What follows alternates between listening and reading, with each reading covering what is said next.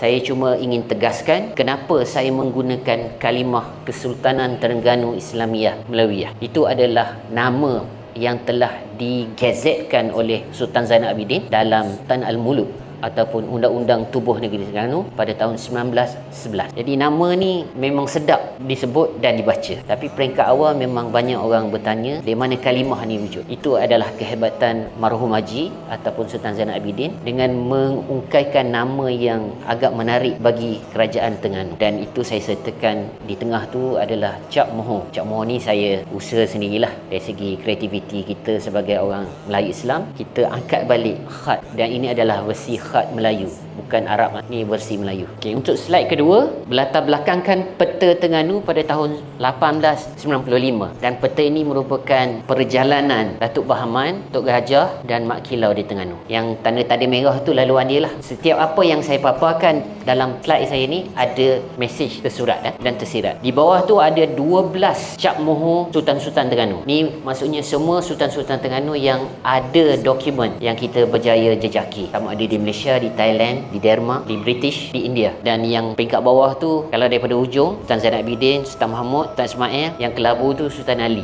Sultan Ali tu dia kelabu sebab dia hot sikit lah. Jadi saya tak nak kita banyak pasal tu. Ini adalah variasi Sultan Zainal Abidin dan saya pernah kongsikan di page saya. Itu adalah daripada gambar-gambar yang berbeza. Bermula yang paling awal, foto paling awal kita temui di Bangkok 1896 dan gaya ni orang Terengganu pun tak ada dah. Semuta tu tak pernah jumpa dah orang Terengganu pakai. Sultan kita menggunakan gaya pemakaian yang unik. Itu identiti orang Terengganu. Tengok cari ikatan dia tu. Nak kata serban bukan serban, dia semuta. Dan yang paling bawah last tu, selepas di balik haji kita boleh tengok marhum haji berserban. Yang last tu dia bersongkok ada lilitan putih. Itu antara perjalanan foto-foto dia lah. Boleh tengok. Dan lagi satu, marhum haji antara sultan yang mempopularkan songkok lipat. Kita tengok belah atas tu. Sultan Zainal Abidin memang gemar dengan songkok lipat. Dan saya rasa itu antara budaya yang boleh diteruskan kembali. Kalau kita tengok, songkok adalah pengarus Turki masa tu. Boleh tengok dari segi pemakaian dia lah. Dia tidak lekang dengan menutup kepala. Setakat ni saya belum pernah temui sama ada muzium ataupun saya susah nak dapat kerjasama untuk beli foto ni sebab foto ni unik. Hanya ada sekeping je di Denmark dengan pemilik nanti ada nampak nama Adino Collection. Dia salah seorang waris daripada petani yang menetap di Sweden. Dan foto ni memang cantik sebab nampak credibility dia. Seorang sultan yang gah dengan lengkap berpakaian gaya Riau Lingga.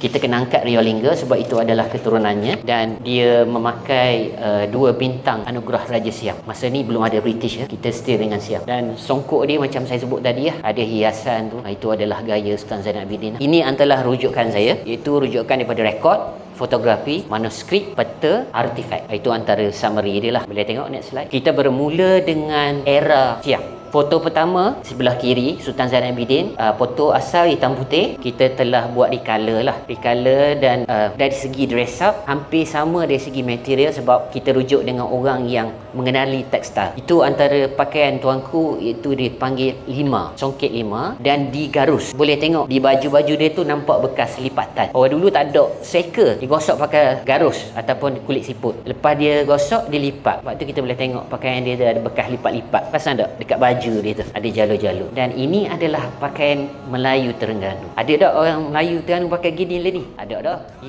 Ini adalah Melayu Riau Lingga. Dia boleh tengok yang masih diteruskan. Dia pakai teluk belanga, dia pakai samping di luar dan boleh tengok dari segi baju dia besar, ada kekek apa semua. Itu cara pemakaian dia lah. Dan Sultan Zainal Abidin kita amat hargai, dia tidak buang cara pemakaian Melayu. Dia masih mengekalkan cara identiti Melayu. Sebab itu adalah identiti dia sebagai orang Melayu Terengganu. Walaupun dia bersepatu, sepatu tu gaya Eropah. Boleh tengok. Okey, di sebelah sana itu adalah Rama V ataupun King Chulalongkorn. Jadi kita nak cerita pasal penjaya Bangkok ni, saya bagi intro sikit lah hubungan awal sebelum Bangkok. Walaupun kita dianggap sebagai naungan, tapi hubungan Sultan Zainal Abidin dengan Raja Chulalongkorn agak rapat. Maksudnya dia boleh berinteraksi secara terus. Di tengah tu, yang atas tu adalah Cap Moho Raja Chulalongkorn. Di bawah salah satu cop awal Sultan Zainal Abidin. Ni cap kedua Sultan Zainal Abidin. Saya lupa, boleh balik ke atas tu ada 4 jenis cap mohon Sultan Zainal Abidin. Yang first tu, yang kecil dalam bulatan, dia mengekalkan sunnah Nabi, cap mohon daripada cincin. Nanti saya tunjuk gambar dia. Cincin perak yang tertulis dengan nama baginda Sultan Zainal Abidin. Kedua, cap mohon tadi. Ketiga dan keempat. Tu antara 4 jenis cap mohon Sultan Zainal Abidin. Setiap dokumentasi yang melibatkan urusan tuanku akan ditandatangani dengan cap mohon. Cap mohon ni macam signature lah,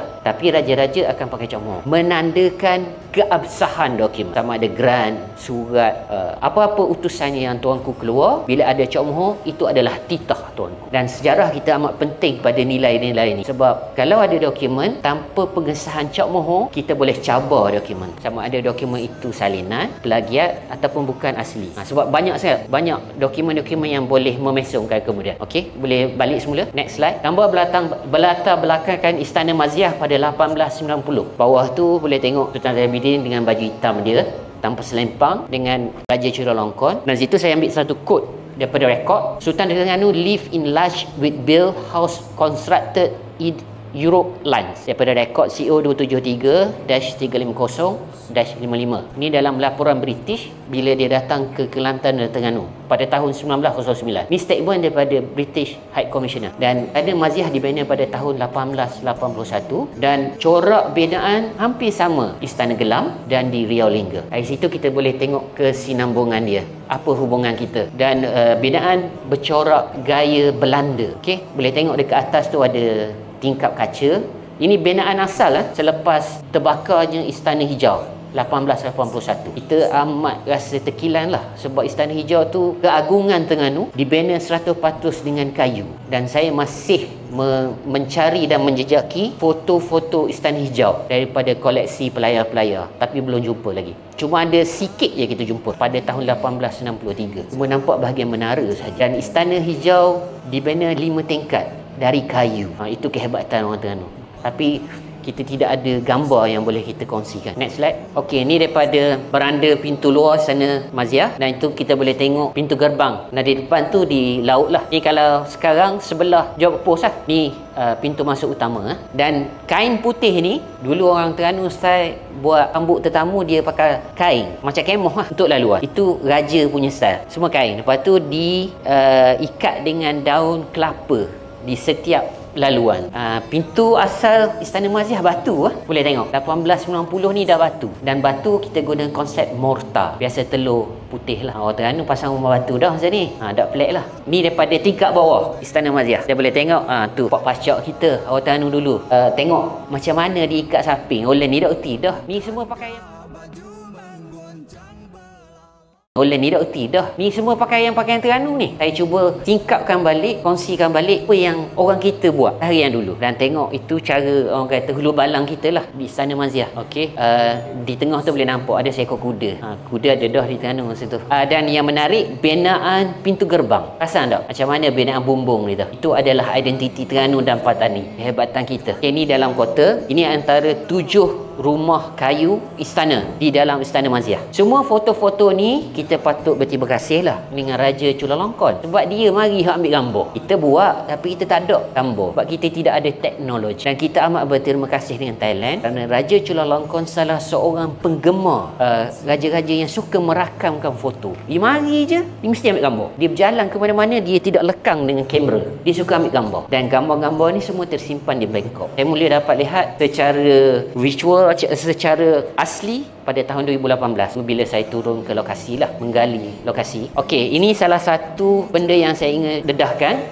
Istana-istana ini dihubung dengan jejantas, dan istana ini diduduki oleh puteri-puteri dan isteri-isteri Sultan Zainal Abidin. Dikenali kawasan haram lah untuk wanita, dan baginda tidak membenarkan kaum kerabat berjalan di atas tanah. Dia akan berjalan di atas jejantas. Pentingnya kawalan kepada kaum wanita dalam istana. Yang bawah tu pekerja-pekerja dia, dan ini diteruskan oleh Sultan Zainal Abidin. Dia cakap dan dia terus buat. Next slide. Ini di bahagian belakang sama juga, kita boleh tengok ada jejantas. Yang rumah last tu rumah kayu lah. Dan rasanya sekarang ada dah dalam kota. Semua ni di lokasi dalam kota. Tinggal sekarang Istana Nik Maimunah di Perkampungan Budaya, dan Istana Teler di pintu masuk istana di Muzium Negara Kuala Lumpur. Itu istana salah satu dari sini yang ada di Kuala Lumpur. Kita panggil Istana Telai. Kepunyaan Hajah Nik Aisyah. Dua-dua beradik ni dekat-dekat. Nik Aisyah ni di atas beranda tingkat atas. Tak pasti sama ada ruang ni masih wujud atau sudah dimodifikasi dalam Istana Maziah. Pernah tengok tak orang bendo? Inilah bendo adat di Terengganu dulu. Tiang tu digalas pada dinding dan sebelah tu orang akan pegang. Dia anjuk. Lepas tu dia ada baku. Inilah cara layanan puteri-putera raja dalam istana. Dia tukang bendo. Tengok pakaian dia lelaki. Macam mana pakaian? Dia pakai kuk, dia pakai samping, pakai lutut, tapi luar. Comel pakaian dia. Tapi tak ada. Budaya-budaya ni dah hilang di Terengganu. Okey, next foto. Ni di ruang dewan sana, bawah, dewan persembahan. Kita boleh tengok Sultan Zainal Abidin seorang yang ikut ajaran Islam betul. Dia tidak bermegah-megah dekat istana. Dia cuma ada dewan macam ni untuk persembahan. Dia cuma ada 3 tangga je lah. Beza daripada tapak biasa. Dan ada simple chandelier dalam tu. Next slide. Ni di tingkat atas. Gambar ni yang penting sebagai bukti. Cuba tengok semua wanita menutup kepala dengan kain. Saya tidak ingin compare dengan di Kelantan sebab saya ada gambar di Kelantan. Sama di situasi tapi tidak menutup kepala di Istana Kelantan. Saya tak nak share lah. Tapi itu penemuan kita. Berbeza. Yang duduk-duduk ni bukan rabat tau. Ni macam orang biasa. Dan tuanku mengamalkan Islam tu bukan setakat keluarga terdekat. Termasuk orang-orang sekeliling dia. Dan ni semua pakaian orang dululah. Baju besar apa semua. Kurung labuh. Lepas tu kita panggil selendang kerengkang. Dia banyak sekarang di Brunei dan Sarawak. Dia sulam balik tudung tu. Ini antara 2 tokoh yang banyak terlibat dalam urusan pentadbiran Terengganu. Yang pertama tu adalah sepupu Sultan Zainal Abidin. Tengok, wajah dia hampir sama. Dia berpangkat Tengku Besar Terengganu ataupun nama penuh dia Tengku Muhammad Yusof Sultan Mahmud Muzaffar Riau Lingga. Dan dia berdarah Riau Lingga. Kita kena cerita pasal Riau Lingga sebab itu asasilah kita Terengganu. Dan dia ni merupakan menteri lantikan terakhir di Terengganu. Dia mangkat pada tahun 1906. Dia ni kerabat dan dia boleh berbahasa Siam. Itu yang penting. Sebab zaman kecil dia pernah menetap di Bangkok. Dia cerita sikit lah. Sebab pokcik dia, Sultan Mahmud Muzaffar, pernah dibuang daripada Belanda, pada Riau Lingga pada 1862. Dia lari ke Bangkok, ingin dapatkan suaka politik. Dan dia bawa anak dia, salah seorang anak dia. Dia bawa duduk sana dalam setahun 2. Lepas tu, Raja Mengkut mangkat, dia balik. Tapi dia masih boleh berbahasa Siam. Yang kedua, Prince Damrong Rajunapan, adik tiri kepada Raja Chulalongkorn. Dia ni antara menteri dalam kabinet Raja Siam lah. Dan dia banyak berinteraksi dengan kita lah sebagai wakil kepada Raja Siam. Di pintu belakang bahagian dapur Istana Maziah. Tepi dapur je Sultan Abidin ambil gambar. Kalau awak pergi Istana Maziah sekarang, masuk belah dapur, ni tempat lokasi utama, kat pintu belakang. Tepi dapur je. Yang berdiri belakang tu Tengku Sulaiman, Sultan Sulaiman Badrul Alam Shah. Yang depan tu Sultan Muhammad ataupun nama glamour dia Awang. Sultan Abidin panggil dia Awang je, anak kesayangannya, ataupun Sultan Muhammad. Dan cuba tengok pemakaian anak-anak tuanku. Macam mana dengan Tengku Muhammad? Gaya seorang lelaki Eropah. Tak ada bergaya Terengganu. Berkut, bertali leher, bersongkok dan bersepatu. 1890. Cuba anda bayangkan macam mana keadaan orang di Terengganu 1890. Jadi kita tidak boleh kata British tidak membawa kemajuan. Sebelum British kita dah maju dah. Orang kita semak dah pakai. Mampu. Bukan tak ada duit. Kita boleh berpakai secara moden. Bukan orang kata pakai kain semua. Berbeza. Pakaian Sultan Zainal Abidin dibuat di Riau Lingga. Sulaman Sebab tu kelebihan orang sana lah. Okey, ni pun gambar-gambar daripada posisi yang berbeza lah. Tapi memanfaatkan individu yang sama. Tu daripada pintu belakang lah. Ni gambar jauh sikit. Sekarang kita pergi pada tahun 1896. Tahun pertama Sultan Zainal Abidin ke Bangkok. Dan dia membawa seramai 20 orang pengiring. Ni orang yang escort Sultan Zainal Abidin. Sultan Zainal Abidin duduk di tengah. Dan ada seorang yang misai tebal tu, tak pakai songkok, dengan siap, dengan rendah tu, dia kira translator pada pasukan Terengganu lah. Yang lain tu semua kerabat. Dan tengok, inilah gaya orang Terengganu 1896. Semua bersongkok, berkut, berselempang. 3 ada seorang lagi Siam duduk. Ada nampak banyak Suraya pembantu kepada Raja Prince Damrong tadi. Ini suasana di Kuala Terengganu pada tahun 1899 1900. Yang pertama tu binaan batu di Kampung Cina. Kampung Cina ni dalam rekod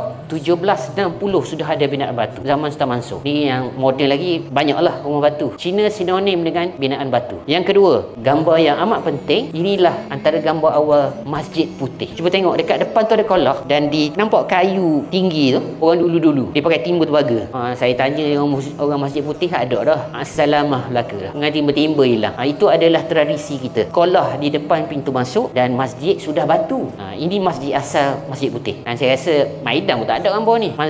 Masjid Putih sendiri pun tak ada. Dia kena korek balik lah, sebab Masjid Putih antara binaan terawal lah. Okey, yang first tu nampak macam nak utuh gold ataupun bekas penjara lama di Kuala Terengganu. Itulah penjara di Terengganu. Macam mana suasana penjara? Ada kisah dia, nanti saya cerita. Yang kedua, salah satu rumah penghulu Kuala Ibar. Tapi orang Putih sebut Kuala Ibar. Tengok rumah dia, siap ada tikar buka di atas.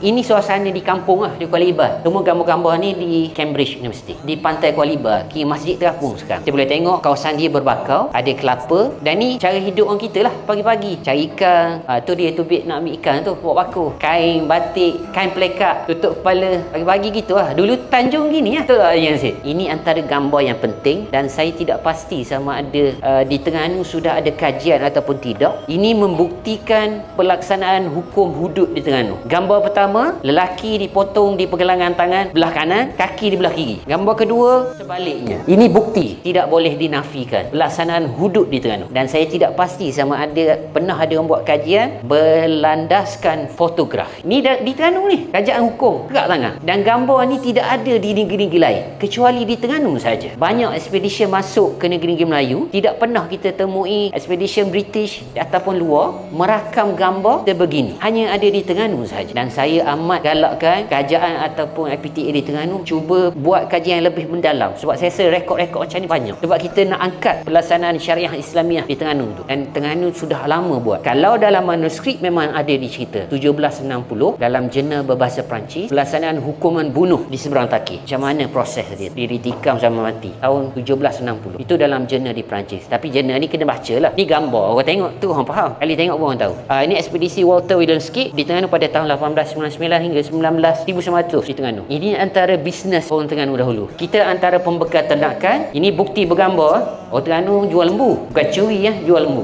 Naik kapal, kita bawa ke Singapura. Dan ni pada tahun 1900 ke atas dah. Moden dah ni. Yang menarik, gambar-gambar ni sebagai bukti mengesahkan aktiviti perdagangan apa yang berlaku di Terengganu dan sebahagian sumber pendapatan orang Terengganu lah dahulu. Okey, ni sebelum British masuk officially ya. Next slide. Okey, ni suasana di Kuala Terengganu. Tengok perahu-perahu, bot, ayang.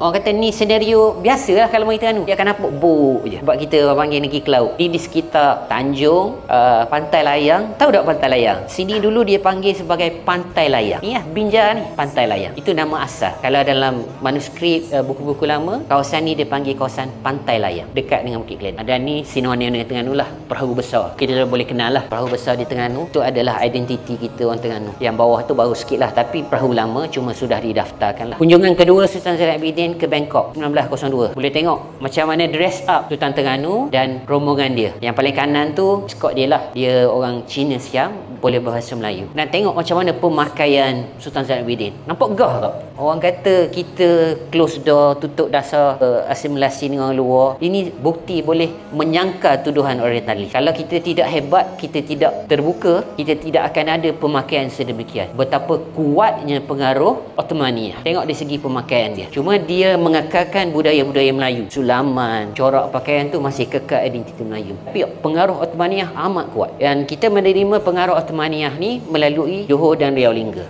Sultan Zainal Abidin, bonda dia adalah seorang puteri daripada Riau Lingga. Saya kenalkan satu dua yang saya kenal. Yang misal tebal tu, belakang tuanku, nama dia Datuk Penghulu Balai Salim. Dia antara pembesar terakhir yang bertanggungjawab menjaga istana. Dan dia salah seorang pembesar yang ditugaskan membawa bunga emas daripada Terengganu ke Siak. Dan dia ni adalah berdarah Bugis. Bugis very rare di Terengganu dalam istana. Rakyat biasa tu normal, tapi kerabat amat susah. Kecuali dia tidak mengekalkan nama Bugis, dia pakai nama Melayu dan dia dimelayukan. Tapi dia berdarah Bugis, Riau Lingga. Itu antara identiti orang Bugis lah. Ampok garang, misai apa semua tu. Compare dengan yang lain. Yang lain tu Melayu lah. Yang duduk sebelah dia tu Tengku Muhammad zaman muda. Tengok dress dia, memang moden. Dah Sabah tahun 1890 dengan pakaian dia tu macam gaya Eropah. Pakai kop sepasang, pakai topi, kasut dengan gaya dia. Gambar ni di Bangkok bukan di Terengganu. 1902. Tahun yang sama, ni suasana masa kolonial tengah nak menebus di Terengganu dengan cara imperialis dia. Sebenarnya Len ni pun gaya-gaya gini tak ada dah pakaian kita banyak berubah dah. Saya ingin balik pakaian rasmi kerajaan, sama ada biru ataupun hitam, bukan putih. Ini pakaian asal korporat raja-raja di Terengganu, maksudnya pembesar. Ni pakaian dia, kita boleh tengok evolusi. Perjanjian Bangkok 19 Mac 1909. Ini antara lokasi hot lah. Kita boleh tengok tu Kelantan, Legeh, Kedah. Dan yang jadi hanya melibatkan yang dengan British je sebenarnya. Kita tak wujud pun dalam perjanjian ni. Kita jadi bahan dagangan ataupun aturan je. Okey,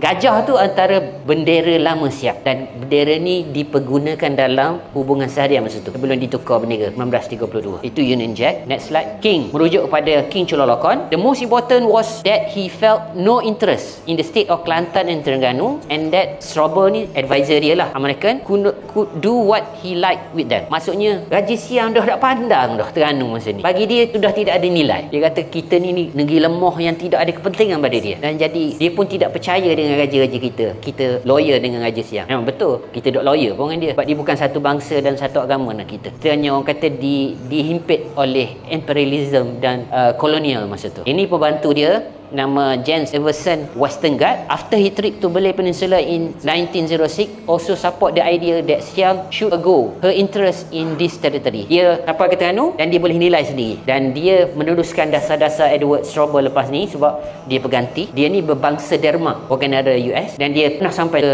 Terengganu dan dia boleh nilai sendiri. Cara terbaik lepas je lah Terengganu. Itu yang membawa kepada Perjanjian Bangkok. Ni gambar Prince Damrong juga, tapi dia dengan uniform biasalah. Ini pentingnya peta ni. Saya nak buat statement daripada nak ungkap statement tu. Prince Damrong put forward a request for additional loan £500,000 from the Federated Malay State for the construction of a branch line from Patalung to Terang, but Sir John Anderson turned a deaf ear. Ni dia cerita masa dia berunding, bila dia nak, isu dia sebenarnya Perjanjian Bangkok ni dua je. Dia nak BT, dia nak buat landasan kereta api. Tidak kisah pun sebenarnya negeri-negeri Melayu ni. Dia guna negeri Melayu ni untuk dapat duit 4 juta dan bina sambungan kereta api ke Singapura. Masa tu kolonial imperial bawa teknologi kereta api untuk kemajuan, dan salah satu kemajuan kereta api lah. Dan dia nak cross negeri-negeri Semenanjung ni, dia kena ada BT lah nak buat landasan kereta api. Oleh kerana negeri-negeri ni tidak dimiliki secara penuh, dia tidak berkuasa secara penuh, lebih pada naungan, dia main kata negotiate lah, berunding. Dia nak dapat 500,000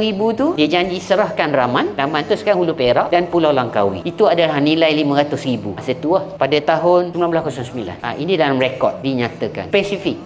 British pun buat pekok telinga je lah. Mu nak 600, mu nak 500 mungkin dia bagi tanah. Pro and con ni lah. Terlepas selesai Perjanjian Bangkok tu, dia dimeterai di Grand Palace Bangkok. Saya tak nak cerita detail lah sebab nanti Prof Tazmi akan cerita lah, sebab itu bidang dia. Saya cerita spesifik kepada Terengganu je.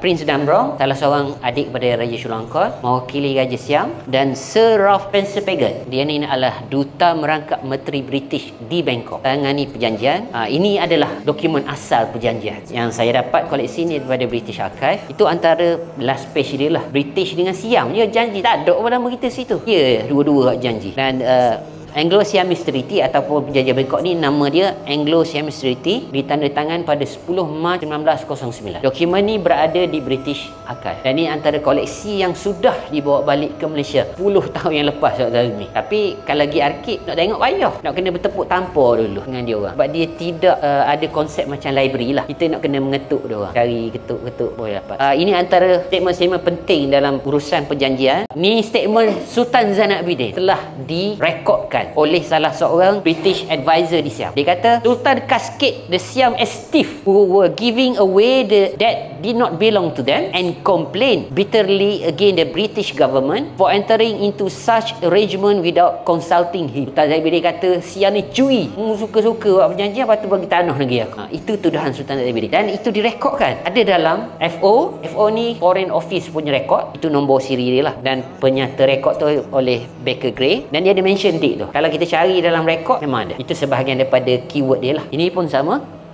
Ini gambar daripada Subang Takir 1909. Nampaklah Bukit Puteri. Ini statement dia yang penting. The Federated Malay State Government paid the whole indebtedness of Kedah, Kelantan and Perlis to the Siamese government in 2 installment, July 1909 dan January 1910, making a total nearly 400 British pound. Apa yang saya ingin ungkapkan di sini, ada 4 negeri tapi 3 yang keluar. Terengganu tak ada. Ini membuktikan Terengganu tidak ada hutang dengan Siam. Ini bukti yang penting. Kita susah tapi kita tak berhutang. Sultan Zainal Abidin enggan berhutang dengan Siam. Dia pernah ditawarkan berkali-kali. Salah satu ketika Istana Hijau terbakar, dia perlu buat istana baru, dia tak nak berhutang. Tapi Siam dia atur balok kayu jati sebagai tiang-tiang istana. Raja Chulalongkorn bagi secara percuma dengan sedikit duit, dalam 5,000 macam tu bantuan. Masa tu Terengganu kena bencana api pecah gudang 1881 dan terbakar termasuk Istana Hijau. Dia bagi bantuan. Tapi dia offer pinjaman, Sultan Zainal Abidin tidak. Dia tidak ingin dapatkan. Ini rekod yang jelas amat jelas rekod. Cerita pasal duit ni panjang Dr. Azmi tahu lah sebab dia baca banyak dah. Ini antara peristiwa yang penting tapi kurang diceritakan. Dan ni ada dalam rekod kita. 14 Julai 1909 yang atur pegawai dia nama Praya Rajapit Chai mari ke Terengganu. Dia nak serah Terengganu ke British. Ada perjanjian, ada orang kata seremoni. Sultan Zainal Abidin kejut lah, mu nak bagi negeri aku tapi mu tak ada pun di Kuala Terengganu. Tiang bendera pun tak pernah wujud, pegawai apatah lagi, pejabat apatah lagi. Biasalah dekor lah. Dia mengaranglah surat, dia kata dia mari ni nak serah. Tapi Sultan Zainal Abidin seorang yang baik, dia tak menghalau je. Dia meneruskan perjanjian tu, diterima dan dia mari serah, British terima. Dan peristiwa ni berlaku di Istana Maziah pada 14 Julai. 4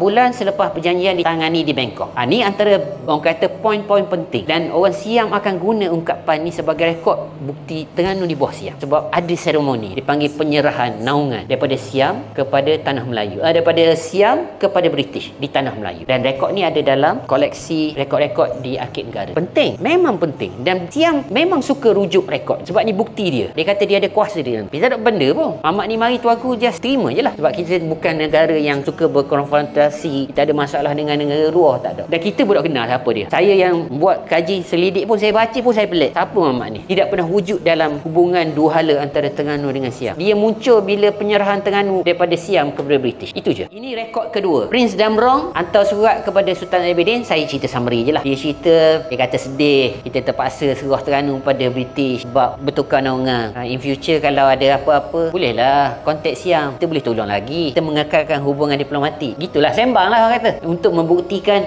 dokumentasi. Ini semua trik-trik dokumentasi yang orientalis buat. Rekod-rekod ni walaupun ada, bila kita baca memang kita rasa macam betul. Tapi kalau kita buat kajian, kita rujuk dengan sumber-sumber lain, semua ni sebagai sandaran orientalis je lah. Nak tunjuk yang dia tu ada kuasa pada kita. Tapi hakikatnya tidak. Tapi rekod-rekod ni kalau kita tidak tahu sejarah yang lengkap, kita akan berpegang pada rekod-rekod ni. Orang kata ia serah Terengganu ni daripada Siam sebab kita pernah duduk bawah dia. Tapi realitinya tidak. Itu penting untuk mentafsir rekod-rekod tu. Yang dalam gambar ni namanya Sir John Anderson.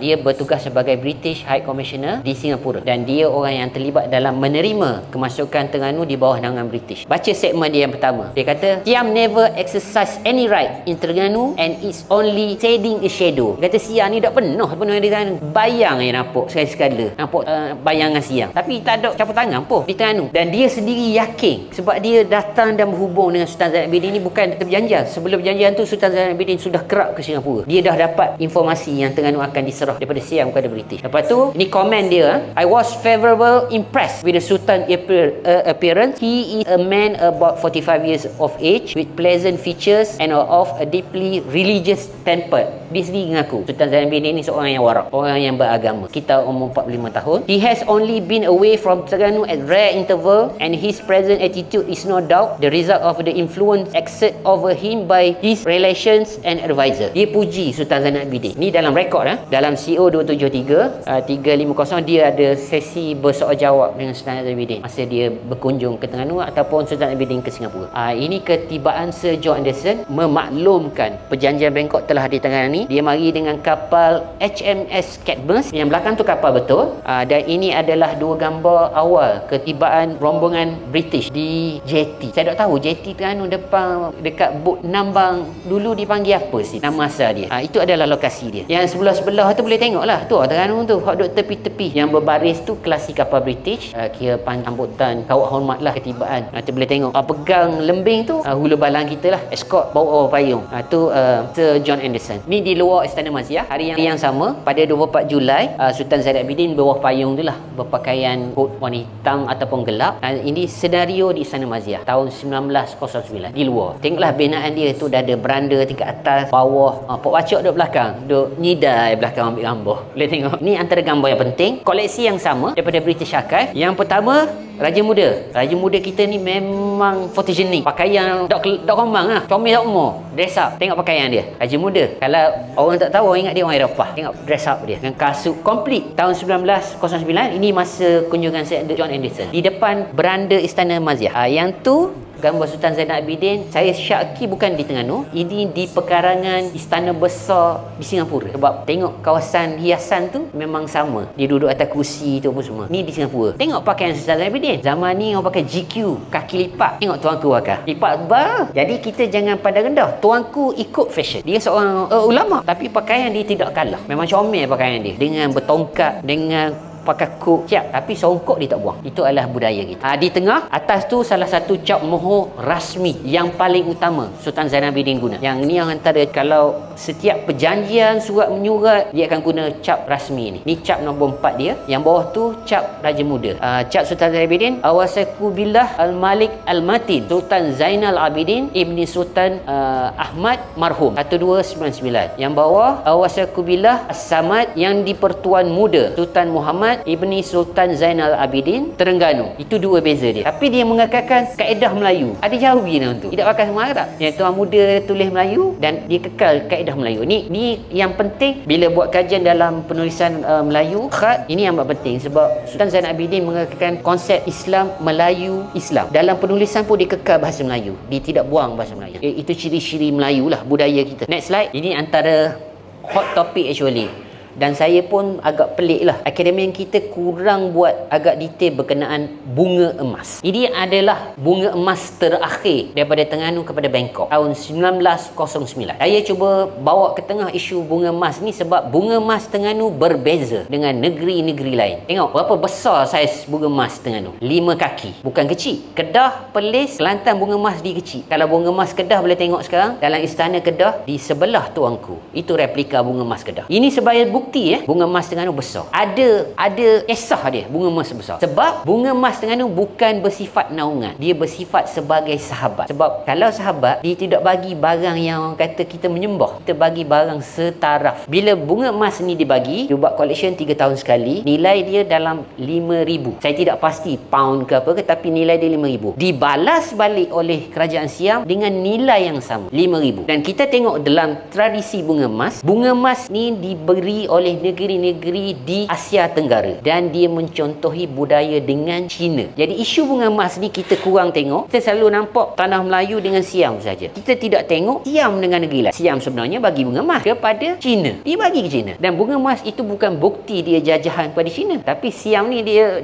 oleh kerana dia kontrol advisor, dia dah ada pengaruh kuat yang kolonial, dia nak tekan kita dan membuktikan bunga emas tu sebagai bukti kita ni bekas jajahan dia. Bukan. Bila saya buat kajian, saya baca balik, China pernah menuntut dengan Siam pada tahun 1880. Kenapa Siam tak hantar bunga emas? China pernah tuntut dengan Siam. Masa tu dah bergolak Siam, China dengan perang candu dia apa semua. Budaya. Bunga emas ini adalah budaya. Tapi dalam pengkesahan bunga emas ni, akademian kita kurang cerita sebab dia terlalu takut dengan Siam. Sebab isu ni antara benda yang sensitif. Tapi kalau kita garap betul-betul, kita ada rekod banyak daripada sumber India, sumber China. Apa definisi bunga emas ni? Sebab bunga emas ni menarik kisah dia. Sebab ni orang kata budaya kita yang sudah hilang. Dan saya amat mengalu-alukan lah kalau kerajaan ataupun NGO boleh congkir kisah ni. Antaranya tradisi pembuatan bunga emas. Tukang-tukang kita hebat dari segi craftsman, ukiran buatan yang sudah hilang.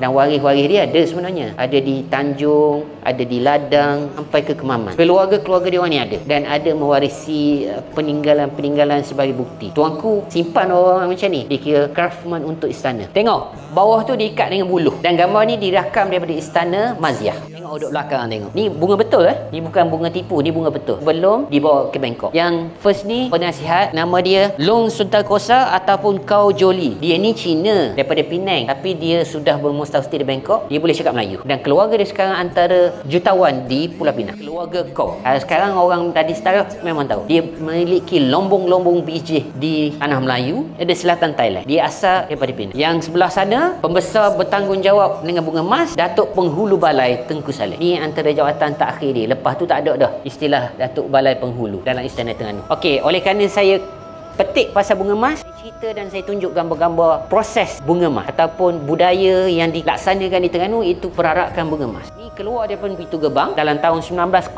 hingga 1909. Kapal ni kalau Terengganu tahu, perahu ni panggil apa? Kalau Terengganu kena tahu. Perahu tu, perahu apa tu? Kenal tak?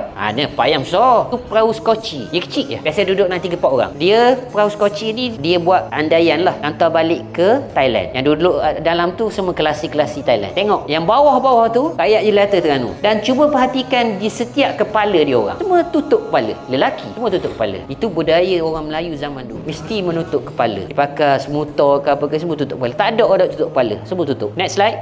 Bunga emas dibawa atas penterana. Yang nampak hias-hias comel itu kita panggil penterana. Di Terengganu ada 3 bentuk penterana, 3 unit penterana, dan bunga emas dia letak dalam salah satu tu. Nampak tak ada orang payung dengan kain tu. Ni dia bawa keliling bandar Kuala Terengganu. Itu budaya dia. Sebelum dia keluar atas siang, dia pusing bandar dulu, tunjuk ke rakyat. Benda ni berlaku 3 tahun sekali. Ni depan pintu gerbang. Dia dah balik dah ni. Masuk ke dalam. Boleh tengok dia masuk ke depan. Ini yang saya cerita pasal gambar Sultan Zainuddin tadi dekat Sweden. Pemiliknya adalah Adilno Collection. Dia ni daripada keturunan Wan Falak Wan Dengar, salah seorang guru falak Sultan Zainuddin. Dan dia ni keturunan petani, duduk di Sweden. Dia simpan koleksi. Saya kenal dia hampir 10 tahun. Dia ingin melepaskan tapi dia nak jual lah sebab dia simpan. Tapi Terengganu dulu bila cakap khabar, dok kata ya, dok kata dok. Benda ni saya tidak mampu nak beli sebab mahal. Lepas tu banyak. Patutnya institusi kerajaan lah yang beli. Sebab kita pun tak tahu berapa lama dia boleh simpan. Dia ni pun antique collector, Islamic antique collector. Dan foto ni tak ada apa lain. Carilah kalau jumpa. Cuma bagus sikit dia ni, dia dah publish dekat Flick. Jadi orang boleh tengok, boleh download. Saya berhubung dengan dia di Sweden. Next slide.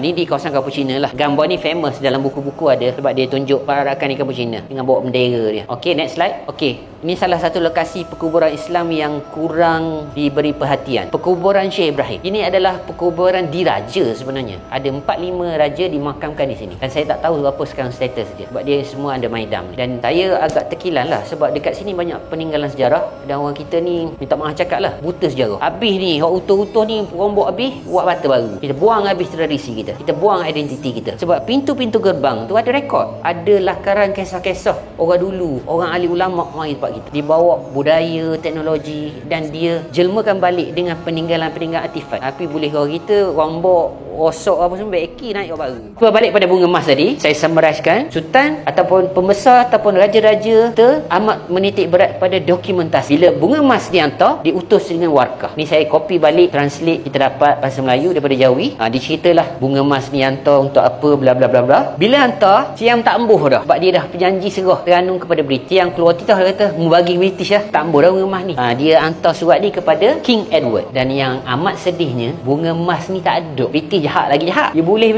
bunga emas ni, dia lebur. Sebab 1914 Perang Dunia Pertama, dia lebur bunga emas kita. Ada. Tapi yang satu bagusnya, kita tak boleh tipu. Sebab kita ada rekod, ada surat, dan kita ada dokumentasi. Dia boleh buat laporan hilang dalam simpanan. Dan pernah akademi yang kita, budayawan kita pernah buat kajian, nak tengok bunga emas kita. Ada tak? Dan British tidak pernah mengaku tindakan dia meleburkan harta-harta masa Perang Dunia Pertama. Masa tu British dah. British yang mana hak dia harta-harta boleh dia labur untuk perang 1914. Jadi tak ada lah. Cuma kita ada rekod lah. Ada gambar. Sebab kita ada gambar. Ada bukti. Ni di JT Kuala Terengganu lah. Yang dekat dalam tu kapal British lah. Ni suasana. JT pun tak ada Terengganu. Kita tak suka simpan berapa lama. Tombok utuh kita tukar. Patutnya JT macam ni perlu dikekalkan. Sebab ni dekat bot penambang ni. Depan tu. Ini saya ingin tegaskan balik. Undang-Undang Tubuh Terengganu 1911 dah. Stamp keluar tahun 1910. Cuba baca di atas tu. Atas stamp $25. Kerajaan Terengganu Islamiah Melawiyah. Sultan Zainuddin pakai dalam stamp dah nama negeri. Hebat dia. Undang-undang Terengganu tak tubuh lagi. Stamp keluar dulu. Ini menunjukkan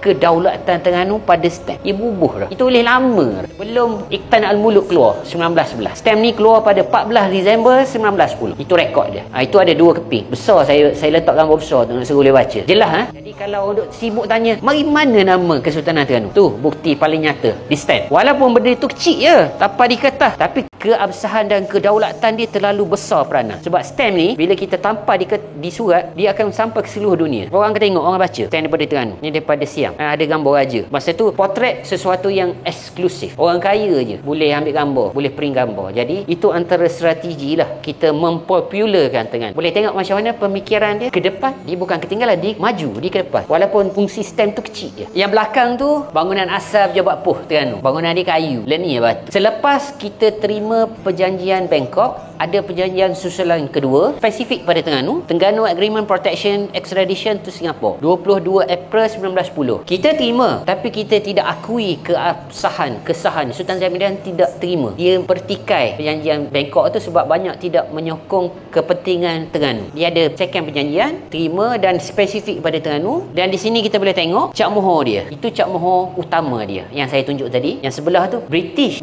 pun pakai cap mohor, tulis Jawi. Boleh tengok sebelah. Dan ni saya ambil portion Jawi lah. Dia ada 3 salinan, 1 rumi English, 1 rumi Melayu, 1 Jawi. 1910 kita sudah menggunakan printing dokumen bertaip. Kalau tadi 1910 handwriting lagi. Nak baca tu kena faham lah tulisan tangan. Dia punya curve tu. Yang ni tak, dia sudah bertaip. Jawi dah taip dah ni. Sudah bertaip 1910. Maju lah. Jadi jangan pelik lah kalau jumpa buku-buku 1910, 1911 tak lama bertaip. Kita sudah ada teknologi bertaip masa tu 1910. Ini yang paling penting untuk Terengganu. Tan Al-Muluk Undang-Undang Terengganu 1911. Itu adalah muka depan perjanjian, tengah dan 2 kesurat di belakang. Ada 21 tanda tangan ahli yang terlibat dalam mendraft undang-undang. Dekat sini saya nak cuba highlight sikit. Ini adalah asas perlembagaan Malaysia. Salah satu. Nombor 1, Undang-Undang Tubuh Negeri Johor 1895. Yang kedua, Undang-Undang Tubuh Negeri Terengganu. Saya agak terkilan kerana undang-undang ni antara tunjang Kerajaan Malaysia. Tapi undang-undang ni tak tahu ke mana. Tanya muzium kata tak ada. Tanya SUK kata tak ada. Ini ada Akta Penyerahan Bahan Akta Rekod, Akta Arkib Negara 2003. Patutnya kita jaga benda ni. Ni khazanah kita. Ni undang-undang kita. Dan kita perlu berbangga. Dia tubik baru ni sekali bila ada buat pameran berkaitan dengan tuanku. Patut tak tahu mana dokumen. Tak boleh. Kita kena pegang dokumen ni. Dokumen ni adalah asas negeri Terengganu. Dan walaupun dia maskini setiap hidang ataupun tahun, nombor 1 dia kena pegang. Dan perlu diwar-warkan kepada rakyat, biar rakyat tahu. Sebab dia banyak cerita nanti akan bertunjangan kepada undang-undang. Pelantikan sultan, letakkan jawatan sultan, sistem tadbiran Terengganu, semua ada. Tuanku Sultan Zainal Abidin buat belaka, comel. Cuma orang kita kurang. Kita banyak baca jurnal kisah dia, tapi dokumen dia siapa tengok? Tak ada tengok. Saya cuba jejak dokumen asal ni, saya tahu ada 2 salinan besar. Saya tak pasti sama ada SUK Terengganu pegang ataupun tidak, ataupun tak tahu mana pegang. Sebab kalau ikut akal arkib memang dia kena serah kepada arkib negara. Sebab bila duduk arkib negara, orang boleh tengok, orang boleh buat kajian, orang mari boleh baca.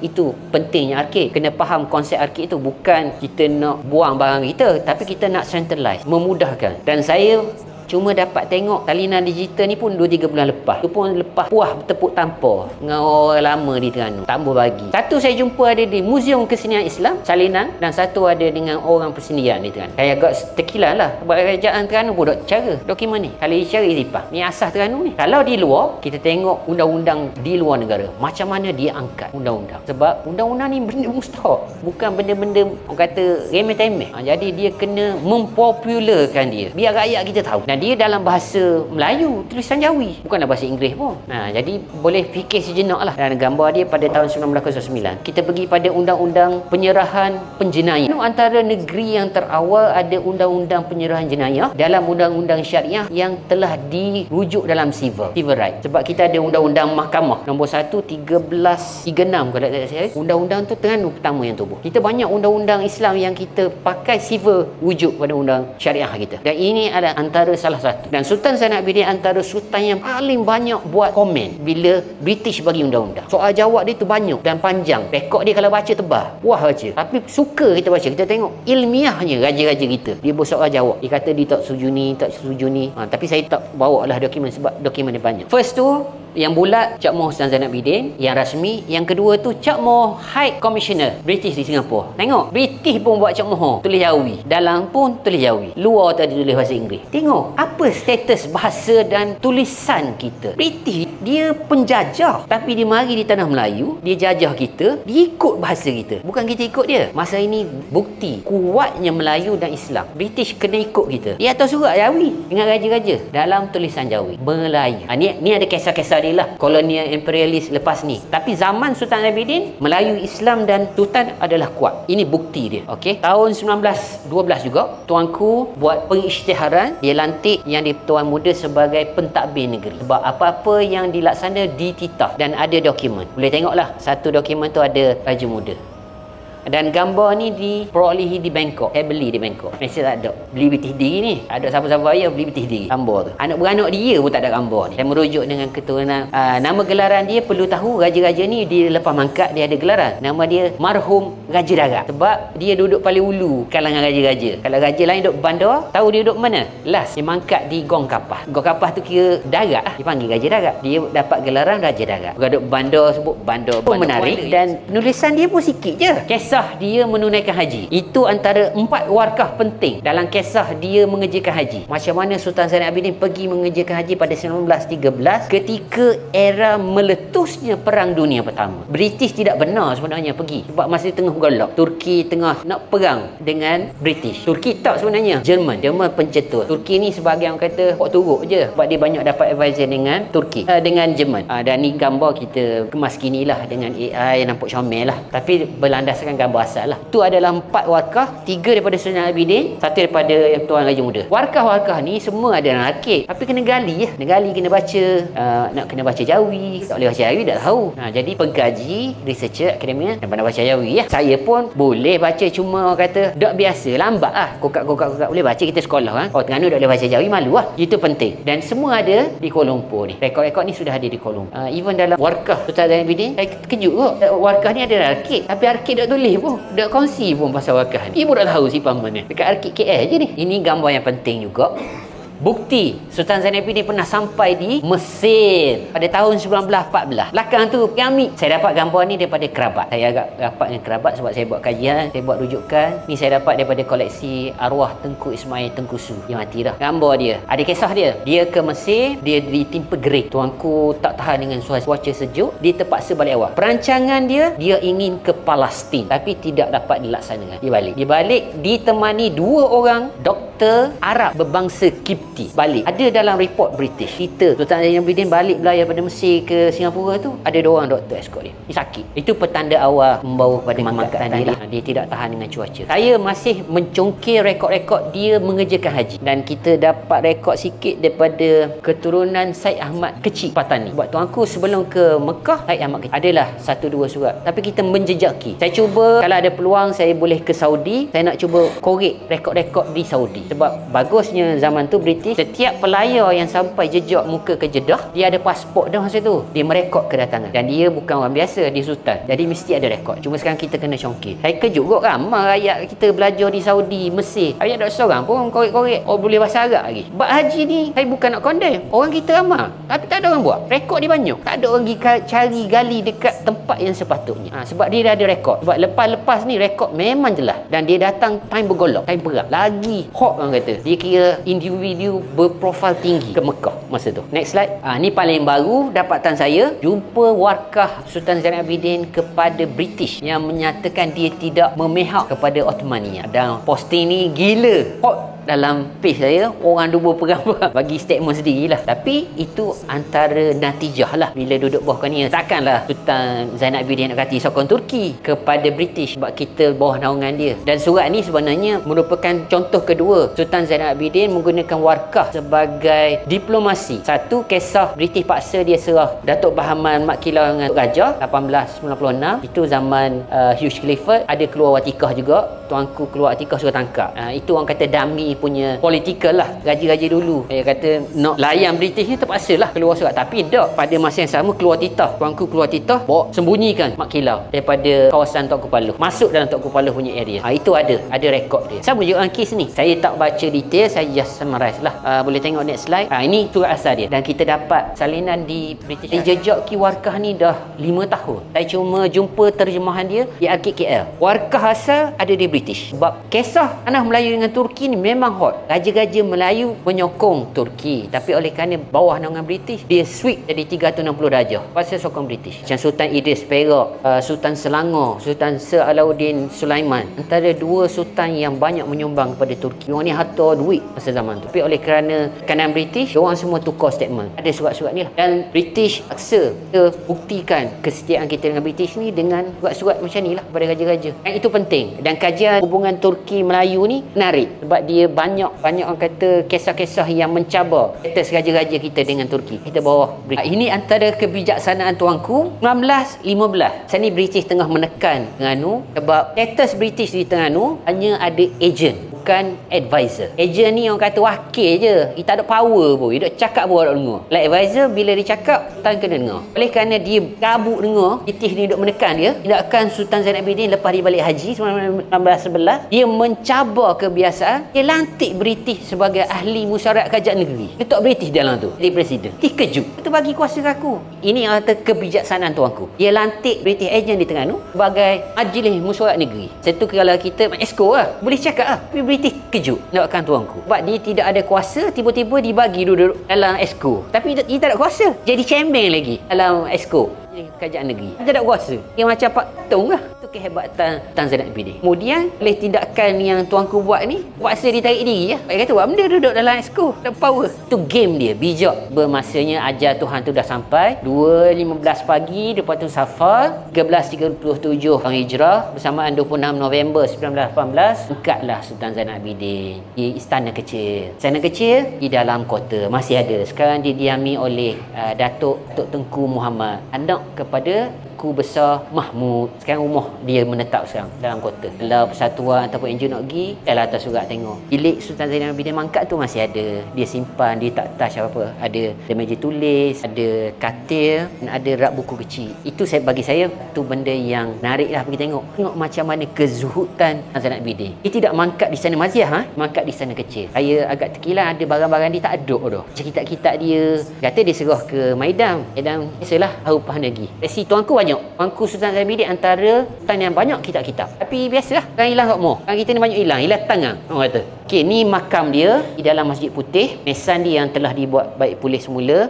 Itu adalah sepucuk warkah daripada Sultan Muhammad, Tengku Muhammad kepada Sultan Pahang, maklumkan kemangkatan dia. Raja-raja dan zaman dulu, apa-apa semua dilaporkan dalam warkah. Kajian warkah Melayu amat penting. Orang kita kurang minat. Putih banyak buat. Salah seorang pengkaji warkah Melayu ni, Tok Dr. Anabel. Saya banyak berhubung dengan dia lah. Dia nak boleh ilmu dia, dia nak belajar dengan dia. Dia bukan orang Islam, tapi dia boleh baca Jawi dengan pun dah nak pencen dah. Dia mak dia Cina dah, dia ada Mak Saleh, tapi dia boleh cakap bahasa Melayu dengan lancar, versi Indonesia. Okey, ini antara penemuan baru juga, loket peringatan Sultan Zainal Abidin. Setiap raja-raja dia ada buat loket, dia panggil loket peringatan. Dan ni saya dapat daripada Dungu, dia orang berhubung dalam page dengan saya. Kerabat sendiri tidak ada loket peringatan kepada kerabat sebenarnya. Cucu-cucu dia buat daripada emas dalam bentuk gitu je, tapi dia tulis secara lengkap lah. Bila dia dilahirkan, tabarkan, mangkat. Loket ni adalah loket emas. Ni cap mohor dia di DBP, sekarang ada dalam koleksi DBP. Ni yang saya cerita cap mohor perak, ada di Muzium Kesenian Islam. Dia kata kan boleh ambil, ni hak kita, hak dia, tapi tak ada orang kisah kan. Nasib baik simpan lah, dia hilang kena jual dah. Slide ni kitab akhir yang melibatkan kitab nasihat dia lah dalam koleksi Muzium Negeri. Ni pun sama, benda yang penting. Antara negeri yang ada nobat. Buat perak ni, perak tu sebab dia buat daripada perak, dia daripada Realingga. Kita antara negeri yang ada nobat raja. Sebelum angkat, yang perlu dibagi penekanan kisah ni lah. Ini antara tekanan British yang menyebabkan tuanku stres apa semua, tekan isu kemaman. Dan ini antara kisah dia lah. Slide ni galuh dia. Dua ni pun kecoh-kecoh kat Facebook, ada benda pun, just cerita suruh galuh dia je. Tengok dalam Facebook. Slide lagi, slide. Ni pun penting. Negeri Terengganu antara negeri takhir menghapuskan sistem hamba berhutang, bukan hamba abdi. Tahun 1919 tentunya dilaksanakan oleh Sultan Zainal Abidin, tapi dia mangkat awal. diteruskan oleh anak dia. Dan sayangnya, saya sampai sekarang tak jumpa undang-undang ni. Mana saya jumpa undang-undang ni? Jumpa di perpustakaan United Nations di New York. Ni undang-undang kita. Ada United Nations New York. Duk cari sampai sekarang, duk jumpa. Versi Rumi dan versi Jawi. Cerita macam mana nak hapuskan hamba berhutang. Ni hujung kita lah. Lantik Sultan Muhammad dah naik, ditabarkan. Lantik Sulaiman sebagai pembantu dia lah. Next slide. Ini yang merosakkan Terengganu. 1919 kita ada penjanjian berasingan, bertukar status daripada agent pada advisor. Orang ni lah, Lister, Hampir, tu boleh tengok tu Sultan Muhammad punya cok mohon dia dan dia perjanjian. Perjanjian ni ada di Arkid Negara lah. Oleh kerana tekanan yang berlalu kuat, Muhammad lepas data. Dia 8 Ramadan 1338. Itu adalah surat peletakan jawatan dia. Mahzul. Saya duk baca-baca dalam jurnal. Pok tak? Cok mohon siapa tu? Tak baca. Rahman Al-Idrus. Buat Rahman Al-Idrus.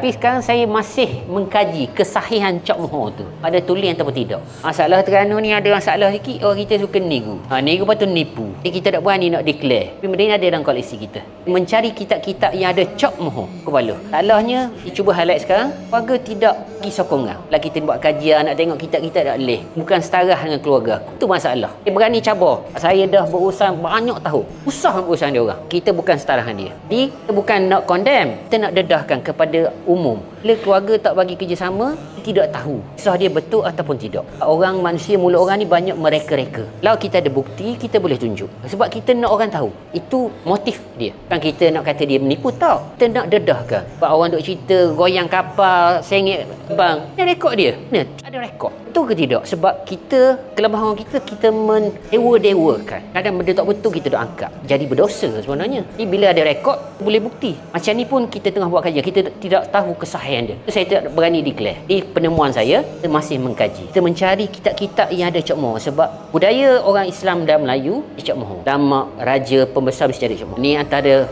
segmen rekod lah. Menceritakan macam mana Sultan Muhammad S tu diletak di jawatan. Benda yang ada dalam annual report 1920. Dan lepas tu dia terpaksa serah, ditabarkan adik dia. Leman dengan Quran Puan Mariam daripada Pahang. Dan ini dah sumber saya lah. Sekarang tu gambar Terengganu. Tu awak-awak set Tanjung Puan Haji Nasir. Dah patah kat budak. Itu antara sumber saya lah. Arkid Negara Malaysia, Arkid Negara Thailand, Cambridge University, Museum Arkid Singapura dan British Archive. Ini nama saya, nama page saya dan email saya. Kalau ada apa-apa boleh email. Saya sudahi, wabillahi taufiq wa hidayah. Assalamualaikum warahmatullahi wabarakatuh.